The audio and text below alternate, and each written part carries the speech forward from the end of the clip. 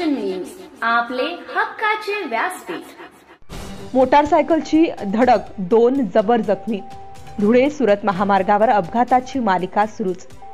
सकाळी 11 वाजता पायी चालणाऱ्या एकाला दुचाकीची धडक, दोघे जखमी झालेल्याची घटना घडली आहे। धुळे सुरत राष्ट्रीय महामार्गावरील डाबरी गावाच्या फाट्याजवळ अनिल देवल्या गावीत राहणार डाबरी तालुका नवापूर हा डोक्यावर जनावरांसाठी चारा घेऊन पायी जात असताना मागून भरधाव वेगात येणारी हुंडा स्प्लेंडर दुचाकी क्रमांक MH 39 AF 6771 याने अनिल गावीत यास जोरदार धडक दिल्याने जबर जखमी झाला।